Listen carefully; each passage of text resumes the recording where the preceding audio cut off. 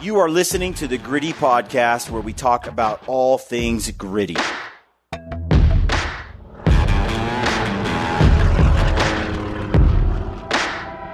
right, folks, welcome to the Gritty Podcast. I am your host, Brian Call. I am joined by Brad Hunt, and we're doing a quick little podcast that shouldn't take very long. We're going to talk about some of the tripods and tripod heads that we're using, namely the Tricer. I have used every tripod known to man. Yeah, GOHUNT to many other brands. Manfrotto, GOHUNT. I've used the Leupold, which is a great tripod. Correct. I've used a bunch of carbon fiber. You know, we backpack a lot, and we have kind of figured out what works and doesn't work for us. I've narrowed it down to the GOHUNT is legit. Yep, because it comes down to weight and then footprint width for us, because we're packing a heavy camera and a tripod. Stability. Yeah, because I'm carrying a massive lens to film. Brad is too, to film these hunts. Yep. And when you have a big lens and then you're zoomed out really far, and every hunt kind of has wind, especially if you're glassing from a ridgetop or a mountain, like we hunt the mountains a lot. Yep. And just a slightest wind and that camera vibrates like this. It just wiggles. So I've used, this is a Siri PH20, which is a... stabilizing head, basically. Yeah, it's, what do you call these? Not a stabilizing head. It's a gimbal head. Gimbal head, right. Yeah. Correct. And what that does is it kind of counterlevers the weight of the heavy glass that you're using, or the heavy optic. Because what happens is when you roll it back, it keeps it centered and balanced, the camera. And so the more balanced the object is, like if you put it on just a fluid head and you have a really heavy lens and it's long, right, and or spotting you scope, get that tip. when you tip it like Brad's tipping right there, like that, the balance goes forward. And it makes the tripod want to fall. Now it's not balanced. The weight isn't centered over the center of the tripod. Now it's off balance. What these gimbal heads do is they allow you to aim downward, you know, like this, but it shifts the balance backward as it goes forward, thereby keeping the weight of the heavy optic centered on the tripod. And the more centered the weight is on the tripod, the more it can balance.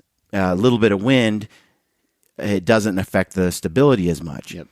But these heads are a little bit heavier, and they're a pain in the butt. They're bulky. Here's another one that we got for backpacking that we used back in the day. This is a Jobu design. Same type of head. Same concept. But it's a lot smaller, as you can see in the video here. For those that are listening, we've got all these things up on the camera, so you might want to check out the YouTube video for this.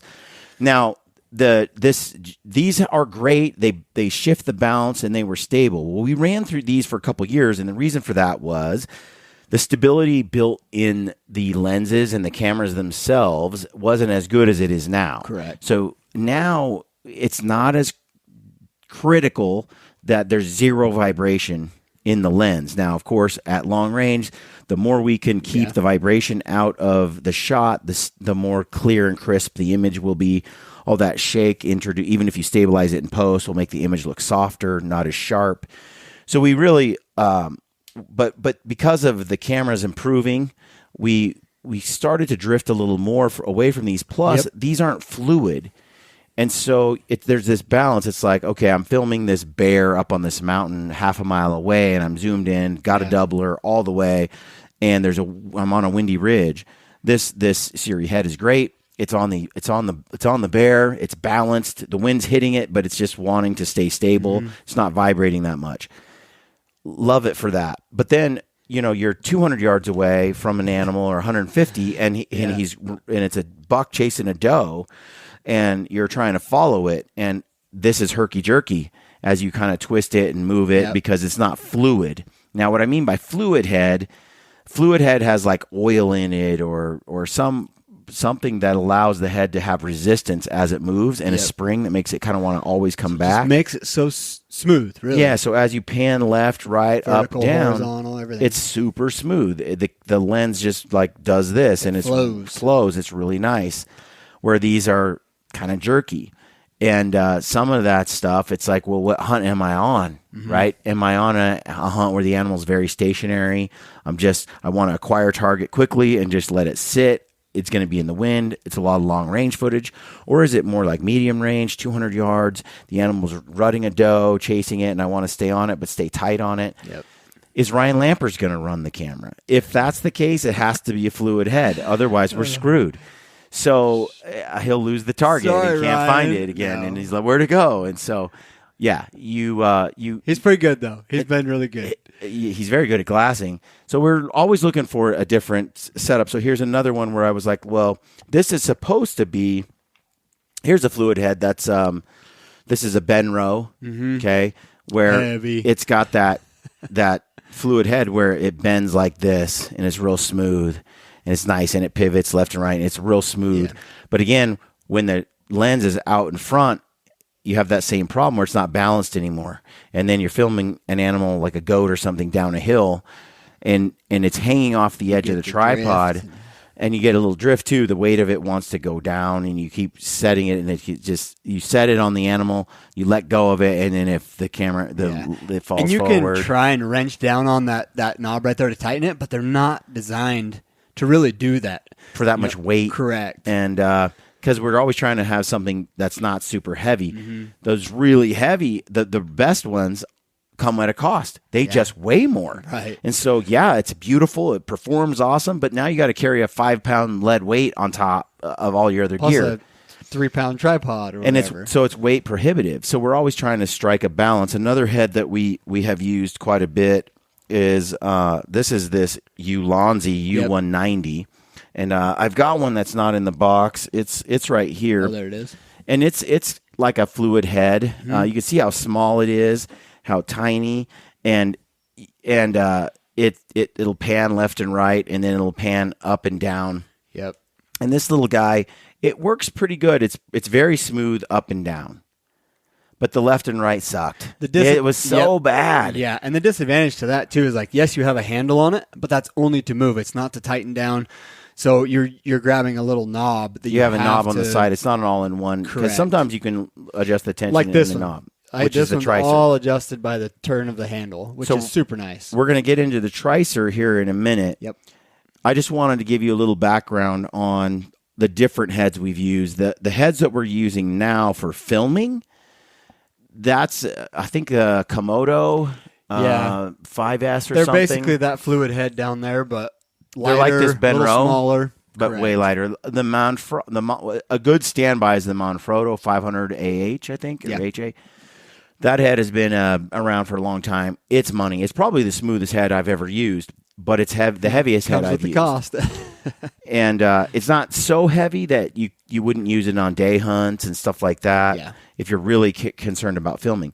But the reality is most of you are interested in glassing. Correct. With the spotter and the binos. And Brad just got back from another hunt recently hunting sheep. Yeah. And optics heavy hunt as they are. Yep. Your mule deer hunts, your sheep hunts, your coos deer. These are little dots, and there's a lot of hours spent glassing. Yep. These heads are actually, all of the ones I've just kind of mentioned, are actually kind of a joy to use when it comes to glassing. Yeah, because they are smooth, much lighter optic on there, and they're super smooth. Like they handle it very well. But they are heavier. Yep. Than what we're about to talk about. Correct. So we're leaning on the Tricer a lot because of the performance that we're getting out of this tripod and head. Correct. And the market, like I would say 98% of you are not filming. So that's the majority of the market that are going to be using the setup like this. And that's why we want to touch on it, because it's incredible. Well, for the guy that's glassing in the field using a spotter and a pair of binos. And as we get into the Tricer, and we've been using them for the backpack side, because a lot of times I'm filming an animal, but we still need a spotter, multiple tripods, one for glassing, one for filming. So, like, we'll have one guy bring a super lightweight tripod for just the glassing stuff and a head, and that's how we were getting heavier into the Tricer setup. Now, the Tricer, we want to use it for filming, but there's a few little tweaks we wanted to have done. So we talked to them about it, and they're like, yeah, We'll make some updates, and that's forthcoming. Yeah, and it's not necessarily going to be for the whole industry because, again, 2% of the people are filming. So that big market share is not in the filming side. There's no reason to make it a wider stance. But for us... Yeah, that's the next thing I was going to say is, what is the change? Well, GITSO and some of these camera-specific heads, they are built for film, which even photography, it's not as critical. But for film, often you need... For stability, especially in the wind, you need a wide stance tripod. Yeah. And most of the tripods are trying to give you as much height as possible with as little weight as possible, especially for hunting. That's sort of the pitch to the market. With that, you end up with an angle that's more like this than steep. Maybe like a triangle, like a true pyramid would be, which would be more stable. So you can notice, I can notice a vast difference in stability when you're running a more narrow setup versus wide. And when we're hunting, when we're setting up to glass, it's like you can custom spread the legs. Yeah, correct. You can open these up and you can go this wide, you can go to the next width, you can go flat, you can invert it. But for us, we want to drop the tripod, kick the legs out, put the camera on the animal, and it already be at that wide The default stance. width needs to be wide. Yeah. And needs to be able to be achieved in a moment's notice. Yep. And that's the one thing that you have to make that quick click to sort of widen it a little bit more in the heat of the moment, and that makes it a little bit tough. Right. So right now I am using the GITSO primarily for filming, but I want to run the Tricer. I just need that little kick out a little bit further. Right. So, and we could have custom machined that and kind of replaced that part and done all that, but we just talked to them and it looks like that's probably an option. So moving down the road, I can see it's exclusively Tricer that we're probably going to run because of what Brad's going to cover here soon. Mm-hmm. So I just wanted to kind of go over all the different stuff, let you know, we've tried kind of it all as I've tried to pursue filming as a lot higher.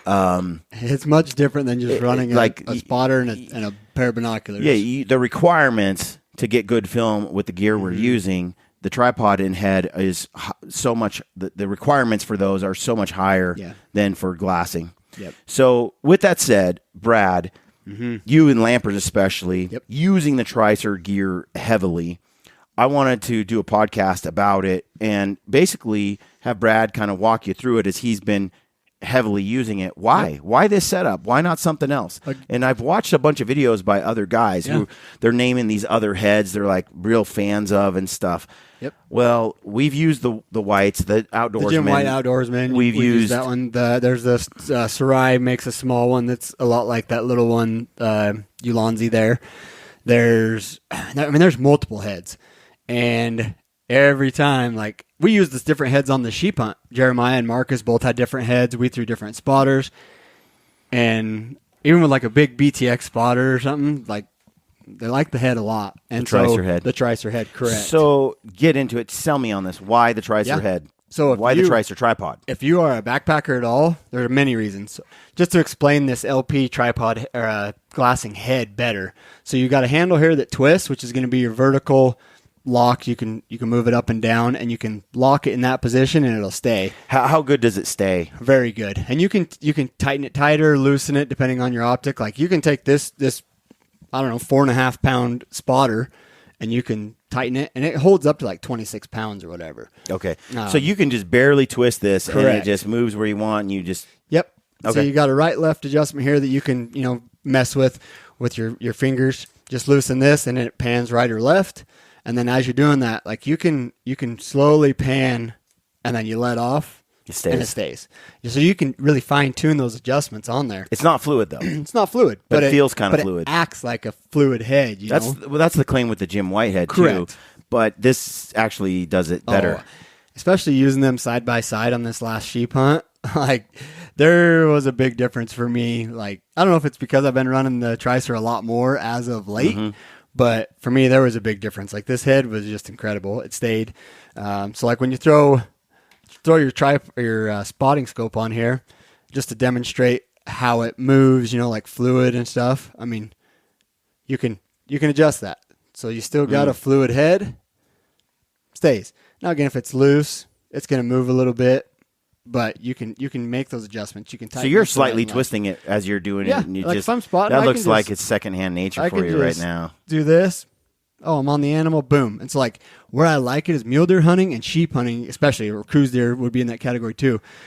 When I'm glassing miles away, I do it with the spotter. And so what I'll do is I'll sit here and I'll get in a spot, get my spotter set, and then I will just scan that whole entire region with the spotting scope. And then I'll move over to the right, you know, just a next field of view. And you scan that, and you know all you're looking for is, you know, lot break lines or whatever. And that's where the panhead type tripod really comes in handy, because you're not messing with how you have to adjust it. Like, it just stays, but you still can move it fluidly. You've just got it stiff enough on the panning, left and right, that you don't even play with the dial. No, once I get it set, same with my up and down, like, and I will, just because it's habit, when you find something, I quickly lock it in. And like it doesn't move. On the vertical. On the vertical. Not correct. on the pan. Yeah, correct. And even wind, like you can make the restriction on that tight enough that if wind's hitting it, it's still not moving your tripod to the side of your head. Once you have it kind of tightened here at the base for the panning left and right, then you just hold on to the handle, and you're just gently moving it around left and right, up and down. And then when you're on something, you barely like give it the tiniest little nudge, and then I think it'll lock on the target. And I still do a lock on my, like if I'm glassing a lot, I still have my hand when we find the giant, because as soon as I see the animal, I like lock it on, and then it's like I don't want to move. Sure. But you don't have to. I don't have That's to. like if I'm just like I said, glassing in those spots. Yeah, we've all those of us that have spent that much time behind the glass. We know what you're talking about. Correct. Exactly. Okay. So you're telling me that the head is smooth, works. Super nice for that. So there's a lot of heads that will do similar. Correct. I think just in my experience, like this one has been, oh man, I've fallen in love with this thing, to be honest. Like I've used the Jim White. That's why we're doing this podcast. You can tell I haven't used it hardly at all. Right. But Brad's in love with it, and he won't quit talking about Lampers it. So I'm the like, same fine, way. share your knowledge on this podcast. So Do it. like this particular, the spotting scope right now, I have it set, which I use probably 90%, 95% of the hunts is the BC tripod, because it's short. It only goes up to 40 inches. And so it's not super tall, where like the AD, it'll go up to like 64 inches. Before we go into the tripod itself, okay, I'm not done asking you questions about the head. Yeah. Okay. You still haven't sold me, because I could run any of these heads, and they'll like do the same thing. It goes back like to, super, even better. Okay, it goes back to, as a backcountry hunter, especially with camera gear, weight. Okay, it's about time you got to the subject. Ryan Lampers is all about weight, and he doesn't pack any camera gear. So 4.5 ounces just for the head is worth it itself, because like a Jim White now you're explaining probably something. 6 ounces, 7 ounces, maybe 8, 10 ounces, depending on which one you have on the Outdoorsman. But for 4.5 ounces, and it's even lighter. It's even lighter. It's correct. So what? Let me summarize this, since Brad's beating around the bush. It's true. Basically, you're getting performance as far as a head goes, like Fluidity. everything else out there, as good or in your opinion better. Absolutely. But at 4 ounces. Yep. So that's your argument. Yep. 4 ounces. And 4 point what? 4.5 ounces. 4.5 ounces. Okay. Yep. So it's that's super pretty light. tough to beat. All right. So the head, knock that out. Yep. Sell me on the tripod. Yeah. So this BC tripod, which again, for the backcountry hunter, somebody that is worried about weight, this thing is like, I think 27 ounces. Take that thing off the top for me. Yep. Yeah. Let me see it. Compact. So how much does the tripod weigh? So that tripod's 27 ounces with the 9-inch column in there. They do come with a 4-inch column, but I like the adjustability to have a little higher, lower, whatever. That's the center column. That's the center column, correct. And so what I like about these tripods too is the inverted legs. So you'll notice on these tripods that the base of the tripod, the bottom of the leg, is larger diameter than the upper portion of the tripod. Yeah. Versus a standard tripod, it's the other way. Smaller as you go down. You get skinnier as you go down. So these go from like, I think it's 7/8 to 1 inch to 1 1/8. What's the upside to that? So when you put a heavy optic on top of a tripod and you lengthen that tripod out to its maximum height or whatever, the bottom of the tripod, which has the most force on it that's against the ground, is bending and moving, Where when it's backwards, when you have the smaller portion of the tripod at the top, the larger diameter at the bottom, stability. This is stupid light. So how much does this weigh, just the tripod? Again? It's like 32 ounces for the whole tripod and the head for this current BC With setup. the head? Correct. 32 ounces. 33, something like that. 32, 33, because you have that's like 27 ounces on the tripod, 4.5 on the head itself.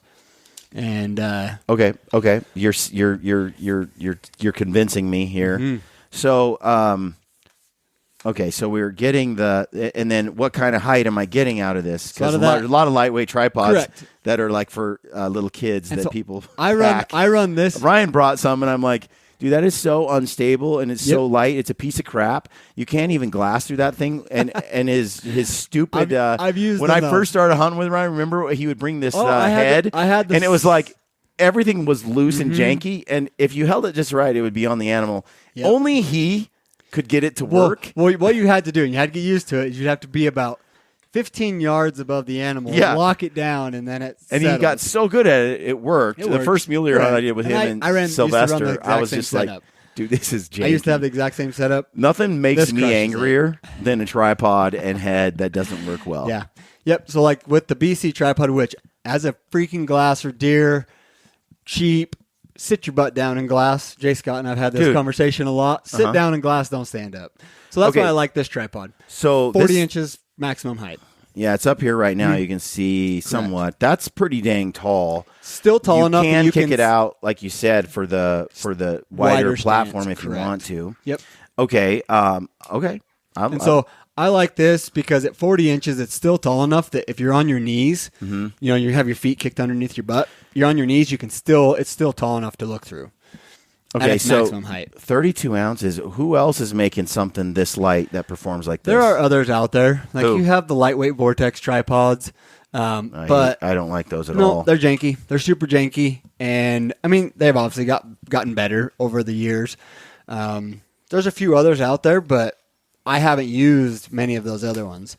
Okay. This Tricer one, as far as like I said, backcountry hunting type style, like this is almost 100% in my backpack. Even with my camera gear, and a lot of times I'll pack the other big tripod, like a GOHUNT tripod. I pack both of them because for the 2 pounds, like it's worth it when I'm trying to film, and then I still have like a lightweight, the 40 spotter from Loophole or whatever. And most time, again, if I'm on a solo backcountry hunt, I carry both. If we're together, we obviously carry both. One can carry this, one can carry the camera and the tripod. Yeah, this is pretty sweet. It's for awesome. You've got 32 ounces. What's that in pounds? 30. So I mean, what 16 ounces is a pound, right? So you got 2 pounds. 2 pounds. 2 pounds.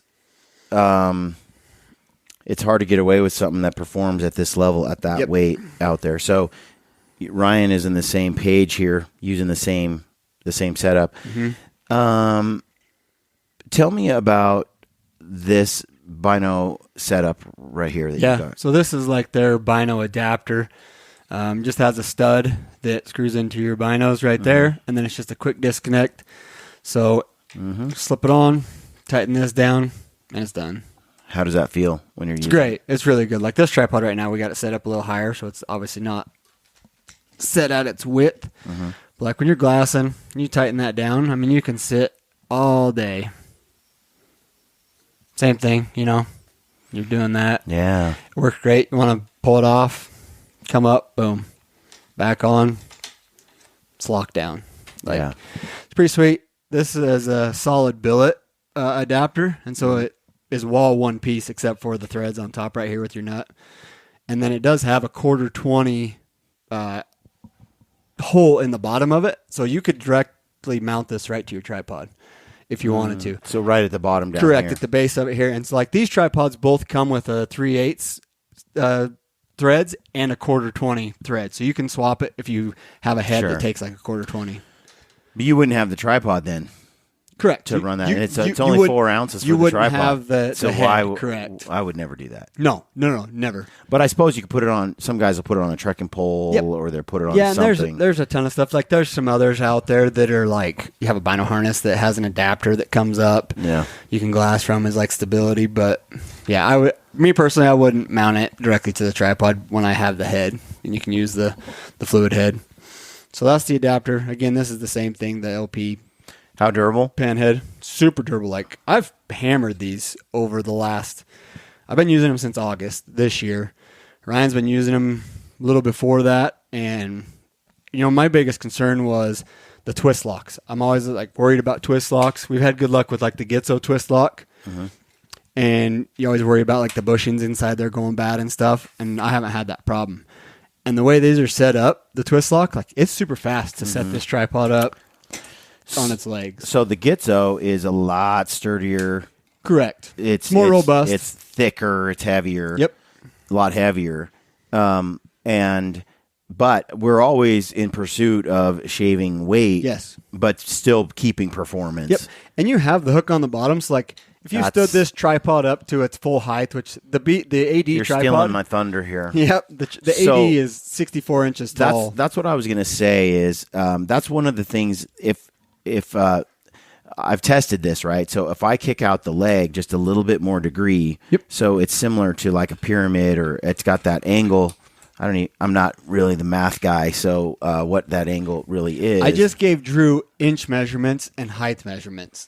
So there's what we need. like when you kick your tripod out a little bit like it is now. Yep. Compared to if you're watching the video, The standard width. this width here versus this width that I got going on right Yep. here. You can see the angle of the leg here. Like they're the same. Yeah. You can see the angle when here. you get that base out further. Correct. And the wind is blowing, this stops moving For sure. dramatically. Yep, Whereas for here, it just can wiggle more. And that's the number one reason too. I don't know once I don't like it, that I just don't prefer this taller tripod because it is so light that when you do get it up high and you don't have a counterweight on the bottom hanging right here, as you move your big heavy spotter, it can move the tripod a little bit. Yeah. But again, that's why you hang a backpack or That's what I'm a getting dry to. bag or whatever on that bottom. You have the wide stance now, and so you can get away with. There's a couple of tricks you can use Yep. to get your tripod super rock steady when the tripod itself isn't wide stance and heavy. Yep. You pull out a giant heavy tripod with a big old fluid head and a wide stance. It just sits. It's fun. It's fun to use. Like it just sets down, and you're like, oh man, I could. But you got to carry that sucker. Yeah, exactly. And so the goal is get it as light as possible, but squeeze out the performance you're looking for. Yep. So one of the things that I have done when I'm glassing, I'm not in a hurry. I don't have to kick out these legs. They don't have to auto kick to a certain stance. Yep. Right. Look, I always custom kick them out. I don't know if you do. Like if I want them to straddle my waist. Yeah. So like If I'm sitting down on the ground. Yep. I might be on a ledge or something. I'll kick one leg out, keep the other two long. And like if you're up in the rocks and stuff, I like glassing when you're sitting in rocks because then I'll stick like one leg kind of wedged Cockeyed inside of into a a rock crack. that's Yeah. wider. Agreed. And So you can it kick works out those well. legs, but when you're filming and you're in a hurry, Yep. we have found like we'll miss the shot. We Correct. need to get the legs out and boom and go. And so but every tripod, if you have a tripod and it doesn't allow you for custom kicking the legs out, Yeah. you're missing out on so much performance. So kicking the legs out for a wider stance stabilizes the tripod to an exponential level compared to when you Absolutely. can't kick the legs out. Next thing is, like Brad is saying, the weight. Down here, you have these hooks at the bottom of the tripods, like right here. There's a hook down here. Some don't have it, but you want it because Correct. what happens is when you, like Brad is saying, I'll carry like a little pouch, an empty pouch that is big enough to put a big old rock in. Basically like a dry bag. Yeah. Yep. And I will take that bag, that little net, and I'll grab a big rock sitting next to me. I'll throw it in there, and then I'll hang it from the bottom of this. Yep. I can find a rock like that everywhere Almost everywhere we sit. So I just have a little bag that's big enough to accommodate like a good 10-pound rock or something. Yep. I'll drop that sucker in there and hang it from this. All of a sudden, there's no shake. It is like a heavy-duty vibration. tripod. All of a sudden, that wind can hit it, and it just doesn't want to move. Yep. Especially when you got a really light tripod and a heavy top load. It's top heavy. Correct. And then if you don't have a gimbal head that's maintaining the balance, and then it tips forward like a fluid head, and now you're off balance. Right. That tripod needs to be heavy. So, and if you don't want the hook on there, I mean, you can pull it off right away. Like, it's easily unscrewed and out of your way. But I always you're nuts if you don't use 100% that. recommend it. Always. Yeah, I mean, if you're just chilling and you got a little bit of a wind and you have your bag system set up already, one that folds over and hooks on, you can have the rope. I have one that actually hangs over, not down here at the bottom, because sometimes I want it higher. So I actually have a bag that goes over the neck over this and hangs down over the top of your legs. Yeah, and it swings under, and then I just put the weight in there and I quick loop it over the top, and it's rock steady. Other tripods that have a good hook, or you can have one built onto the side here that's up there if it doesn't come with a hook, and you can get it right on there real quick. All I'm saying is when you add a heavy bag or weight underneath this, it'll change a lightweight tripod into a real high-performing heavy-duty tripod without the cost of the weight. Correct. So, gosh, Brad. So, what are the overall weights? Your favorite is this other lighter, the BC tripod. The BC. Correct. What's that stand for? Do you know? Just the BC? I don't know. What's this one? The AD. 80. Yep. Okay, so there's BC. Before Christ, after death, I don't know. There's the BC, there's the 80. You like the BC because you don't really feel the need for the bigger one. I like 100% of the time, I don't stand glassing. I never stand glassing. I'm sitting down, and this tripod suffices. One, the weight. It's nice to carry that 27-ounce tripod. And like sitting down, it's perfect for what I need. And I don't need to go any higher. That's why I like the 9-inch center column, because if I need that extra little height, I can adjust it quickly. Yeah. That's another issue with filming is a lot of times I got to film over grass. I got to film from a standing position. That means I need a pretty dang tall tripod, but also a wide base. I'm carrying a really heavy tripod and head for sure when I hunt, and I might as well use that for glassing. But in most guys' cases, that's not what you're doing. No. This is your setup. So I do not like to glass with lightweight tripods that are fully extended, super tall, all the center column. If you want the less you can use the center column, by the way, again, the more stable you're going to have. This is not good. Yep. Even if you kick the legs out. So you'll see us with our heavy camera lenses. We're trying to not leverage the center column at all. But for glassing with a tripod. Yep. Almost every time, like I have the spotter on there, I'll sit up and I get the legs kicked out, and I like once you use it a lot and you kind of sit down on the hillside, you kind of know what height you're going to need it at. Yeah. Super easy to kick it out, and then you can just fine tune it with your center column really quick. Again, super easy, and like this AD tripod, it's plenty tall. Like I know guys are 6'2", 6'3" that use this tripod, and with the center column in there, it's way more than you need. I think it's like 64 inches on the height, something like that. So it's a super tall tripod if you want it to be. If you go that high, just like we talked about, 100%, hang something heavy on there, your stability goes way up. Yeah, if you do need to film over grass or glass over grass, it's a different type of hunt, which, Kodiak was like that. It's like you don't get the option of getting obstructed in your view. 100% of the time. And so you tend to be standing a little bit more. For that particular hunt, maybe the taller version. And like when it goes up, I think this one's like 27 inches tall or something like that when it's overall height. When you lock it up, you can invert it and go bring your center column up here. You can make it like 2 inches shorter if you want to. I don't ever do that because then it just takes more time to drop the tripod out. So, I mean, super impressed with the little tripods and the heads. And the heads are incredible. The heads are the thing you were mostly in love with at first, and now the tripod too. So I think we have an affiliate code with. We do. We have a link for a link. Yep, correct. We have a link for Tricer. And do people get a discount? They do. I believe it's 10%. okay, you get a discount if you do want to get one. Yep. And you want to support us, use the code, the affiliate link for it. We're not exclusive with Tricer or anything like that. We can, we'll put other tripods up there for you camera guys until we see something that fits that mold with somebody else or something else. But for now, I think Brad and Lampers have put this through extensive use and testing to the point where, I feel comfortable saying, this is bomber. You won't be disappointed. Yep. Those guys, Ryan and Brad, are. I was going to pull up one that we don't have here. I have it at home. I don't use it that much. Is the GTPI tripod, which is a trekking pole tripod. So you have one leg. You have two twist. Didn't Adam Weatherby have something like that? Or I think he had a Spartan Precision. Setup, but it has one tripod leg. You have two lockdown pieces on the head here, and you can shove your trekking poles upside down, so handle will be down to the ground. I don't like it. The reason I don't like there's it, many reasons I don't like it. Not to, maybe it does suit certain people well. Correct.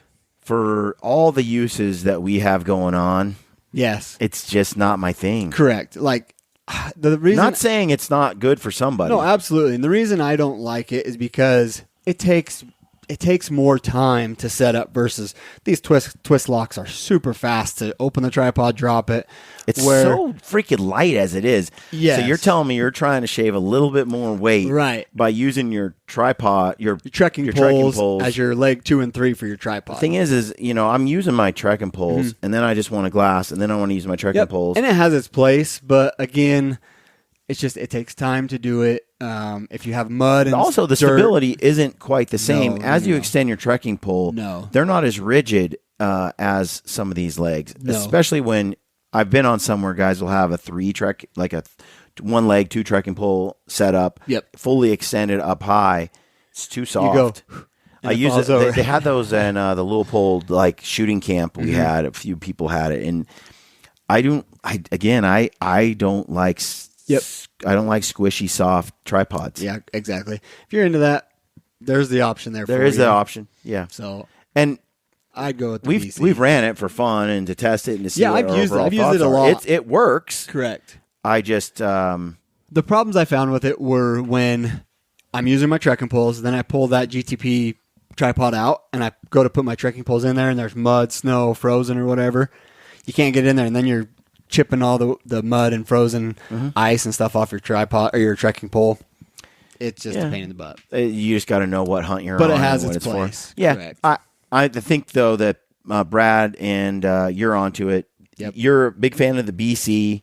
100%. If you're the sort of person that needs the taller one for various reasons, the 80 is money. So there you have it. Those are the two. You recommend the head, the tripod. Use the affiliate link, which is in the description field of our films. Correct. And one thing we didn't mention, all these are Arca Swiss. Of our YouTube videos. Arca Swiss adapter. One thing that I learned the hard way, because I wanted to switch the head. I only had one head in the field, is make sure to carry the Allen key that comes with it, because it's a metric.